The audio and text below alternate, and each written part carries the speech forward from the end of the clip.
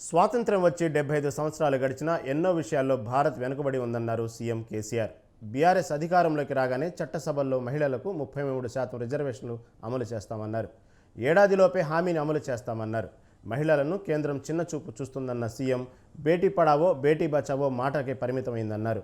మహిళా ప్రాతినిధ్యం పెరిగితేనే అభివృద్ధి సాధ్యమన్నారు. ప్రభుత్వ రంగ సంస్థల్ని అడ్డంగా అమ్మేస్తున్నారని ఆరోపించారు. కేంద్రం ఎల్ఐసిని ప్రైవేటీకరించినా బీఆర్ఎస్ తిరిగి జాతీయం చేస్తుందన్నారు.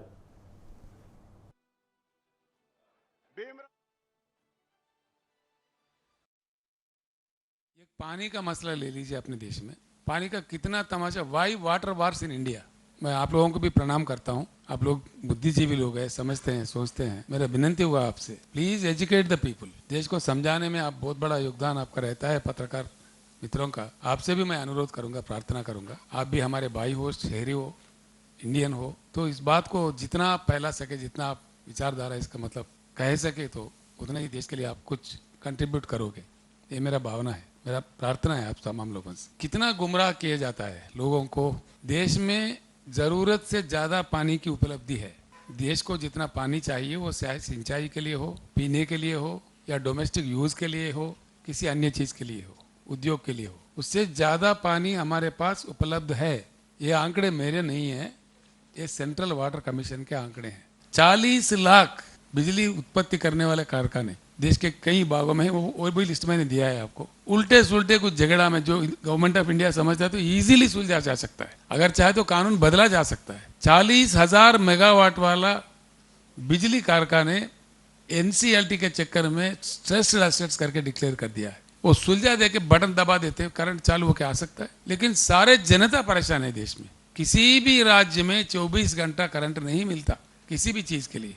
किसान खेती किसानी के लिए तो मिलता ही नहीं है। कई राज्यों में तो किसान परेशान है, कभी दिन में आए तो कभी रात में, 4-4 बार 5-5 बार जाता है, 2-2 घंटा 3-3 बार आके जाता है।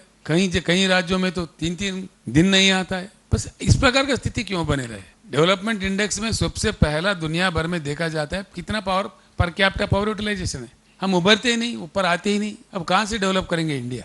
लंबी लंबी भाषण, झूठी वादे, कहानियां, ये कब तक सुनते रहेंगे, कब तक चलेगा ये बात।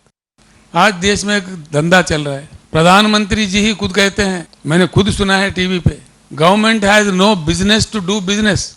क्यों नहीं भैया, समझ में नहीं आता। गवर्नमेंट का तो काम है बिजनेस करना चाहिए, जो करना चाहिए। अपनी जिम्मेदारी से हटने वाला सरकार थोड़ी होता है, जिम्मेदारी निभाना चाहिए। आज क्या हो रहा है, socialisation of the losses, privatisation of the profits. जहां नुकसान होता है ठोक दो जनता पे, बता दो, उनको डरा दो कि भाई ये इसमें नुकसान आ गया, घाटा हो गया, लिहाजा पेट्रोल बढ़ाओ, डीजल बढ़ाओ, गैस बढ़ाओ, फलाना बढ़ाओ, डिमकाना बढ़ाओ। जिसमें प्रॉफिट होता है वो प्राइवेटाइज कर दो। बेहद अंधाधुन प्राइवेटाइजेशन क्यों किए जा रहे हैं, किस लिए किए जा रहे हैं। बीआरएस का सरकार अगर राजा है देश में तो बिल्कुल हर चीज में महिलाओं का प्रतिनिधित्व बढ़ा दिया जाएगा। सबसे बड़ा उन लोगों को शासक बना देंगे। वो बहुत आसान तरीका है, लोग अब कहानियां सुनाते हैं, ऐसा नहीं।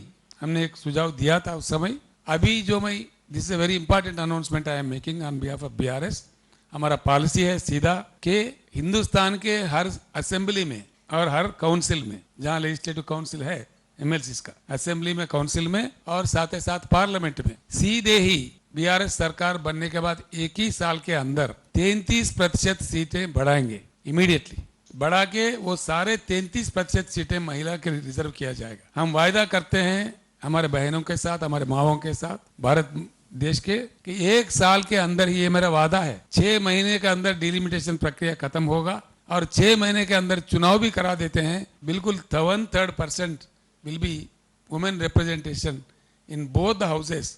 क्यों एलआईसी में दखल अंदाज कर रहा है। एक तरफ से अदानी के इन्वेस्ट करो, 87,000 करोड़ इन्वेस्टेड इन अदानी। झूठा उनको प्रेशर डाल के आज स्टेटमेंट दिलवाया जा, नहीं हमारा कोई घाटा नहीं हुआ, कोई नुकसान नहीं हुआ। देश को गुमराह करने के लिए क्या बात है। वो आ जाएगा, सब कुछ आ जाएगा। कोई नुकसान नहीं हुआ, कोई खराब नहीं हुआ तो पार्लियामेंट में डिमांड कर रहे हैं विपक्षी दल, क्यों नहीं मान रहे। सरकार को मानना चाहिए, चर्चा करो पार्लियामेंट में, ज्वाइंट पार्लियामेंट्री कमेटी डालो। अगर दाल में कुछ काला नहीं है तो मैं प्रधानमंत्री जी से आग्रह करता हूं, बिल्कुल इतना बड़ा घोटाला हुआ है, एक हफ्ते भर में 10 लाख करोड़ का उनका एक बाष्पीकरण जैसा बात हो गया है। 10 लाख करोड़ छोटी बात नहीं होती है, जिसमें हमारे इंडियन बैंकिंग व्यवस्था पूरा इन्वॉल्व है, एलआईसी इन्वॉल्व है, और जनता का पैसा है, जनता का इन्वेस्टमेंट है।